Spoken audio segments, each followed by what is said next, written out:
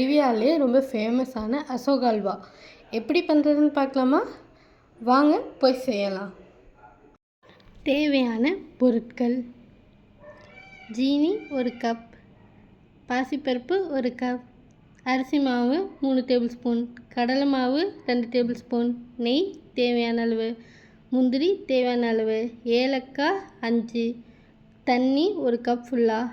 Food colour optional தான். சமையலை start பண்ணலாமா? 1 கப் பாசிப்பருப்பை வேக வைக்கிறதுக்காக அது கூடவே அதே கப்பில் 2 கப் தண்ணி ஊற்றிக்கோங்க.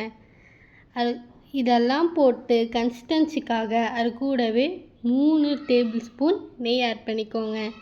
இதெல்லாம் போட்டு குக்கரை மூடி வச்சுட்டு 3 விசிலுக்காக வெயிட் பண்ணுங்கள். 3 விசில் வந்தோடனே ஆஃப் பண்ணிடுங்க.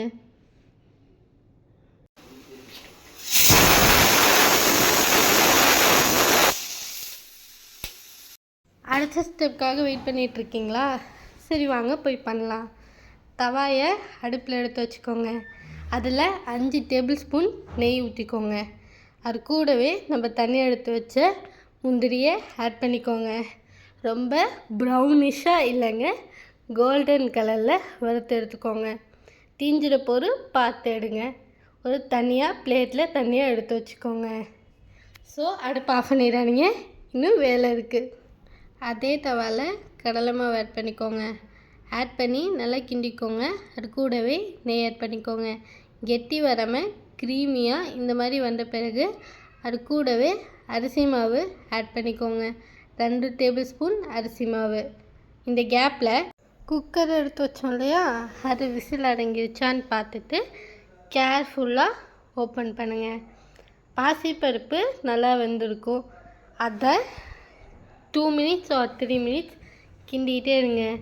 கிண்டி முடித்தோடனே தவாவில் அதையும் சேர்த்து ஆட் பண்ணிவிட்டு நல்லா கிண்டிக்கோங்க. 5 மினிட்ஸ் நல்லா கிண்டிகிட்டே இருங்க.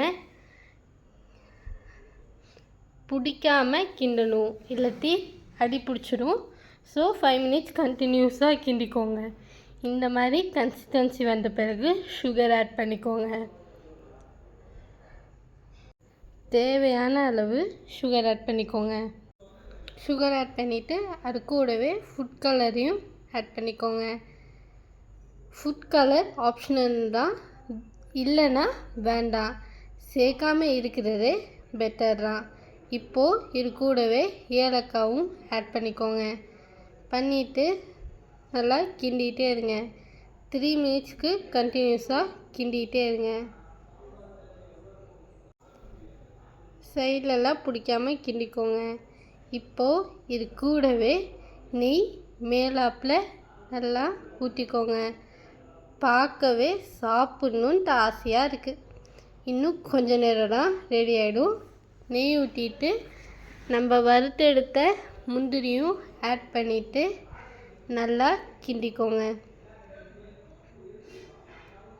2 மினிட்ஸ்க்கு நல்லா கிண்டிக்கோங்க.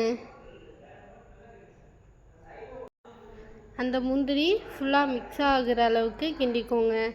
நெய்யும் ஆட் பண்ணோம் இல்லையா, அதுவும் நல்லா மிக்ஸ் ஆகிற அளவுக்கு கிண்டிக்கோங்க.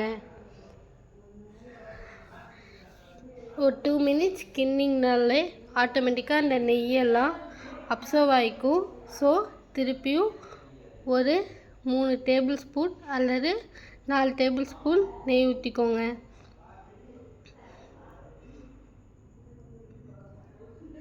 ஃபைனலாக அசோகா அல்வா ரெடி. திருவிழாவில் போய் சாப்பிட தேவையில்லை, இனிமேல் உங்கள் வீட்டிலே செஞ்சு சாப்பிட்லாம்.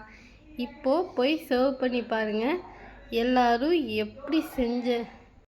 எப்படி செஞ்சேன்னு கேட்டு பாடப்படுத்திடுவாங்க. அசோகா அல்வா ரெடி.